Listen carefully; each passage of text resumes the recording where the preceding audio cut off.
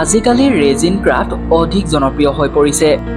Instagram ৰিলৰ পৰা আৰম্ভ কৰি ইউটিউব শ্বৰ্টছৰলৈকে ইণ্টাৰনেটত জনপ্ৰিয় হৈ পৰা এক কলা।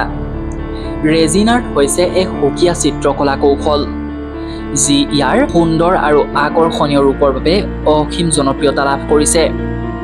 ইতিহাসৰ পৰা আৰম্ভ কৰি চলি আহিছে এই শিল্পকলা।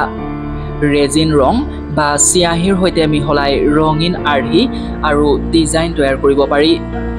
পেইণ্টিঙৰ ওপৰত ঢালি ডাঠ আৰু চিকচিকীয়া সুৰক্ষামূলক আৱৰণ সৃষ্টি কৰিব পাৰি। প্ৰস্তুতিৰ ক্ষেত্ৰত ইয়াৰ সৰলতা আৰু আকৰ্ষণীয় ৰূপ ইয়াৰ জনপ্ৰিয়তা বৃদ্ধিৰ কাৰক। ৰেজিন আৰ্ট বা পেইণ্টিং হৈছে এক সুকীয়া পেইণ্টিং, য'ত পৰম্পৰাগত ব্ৰাছ, ষ্ট্ৰক, জলৰঙী এক্ৰিলিক বা অইল পেইণ্টৰ ব্যৱহাৰ নকৰাকৈ শিল্পকৰ্ম সৃষ্টি কৰা হয়। কিন্তু ইয়াৰ পৰিৱৰ্তে এপিক্সি নামৰ ৰাসায়নিক পদাৰ্থ ব্যৱহাৰ কৰে। এপিক্সিৰ লগত বিভিন্ন ৰং আৰু ৰঞ্জক পদাৰ্থ মিহলাই আচৰিত ধৰণৰ আৰ্হি উৎপন্ন কৰে। ৰেজিন শিল্পত বিমূৰ্ত চিত্ৰ আৰু উপযোগী বস্তু যেনে গহনা বা ঘৰৰ আচবাব দুয়োটাকে অন্তৰ্ভুক্ত কৰা হয়।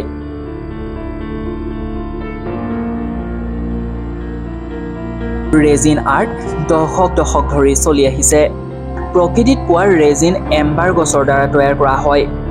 দশক ধৰি এম্বাৰ ব্যৱহাৰ কৰি সজ্জাগত সামগ্ৰী, গহনা আদি তৈয়াৰ কৰা হয়। আধুনিক ৰেজিন কৃত্ৰিমভাৱে উৎপাদন কৰা হয় আৰু একে কামত ব্যৱহাৰ কৰা হয়। 1930 চনত প্ৰথমবাৰৰ বাবে এপিক্সি ৰেজিন চিনাক্ত কৰা হৈছিল। মানুহে ইয়াক বস্তু সংৰক্ষণ কৰিবলৈ বা বস্তুবোৰ একেলগে ধৰি ৰাখিবলৈ ব্যৱহাৰ কৰিছিল। এপিক্সি ৰেজিনে অতি সোনকালেই শিল্পৰ জগতখনত স্থান লাভ কৰিলে। তেতিয়াৰ পৰাই ইয়াক ব্যৱহাৰ কৰা হয়। এই শিল্প পেছাদাৰী কাম হ'ব পাৰে। ইয়াক এক ব্যৱসায় হিচাপে কাম কৰি উপাৰ্জনৰ পথ মুকলি কৰিব পাৰি।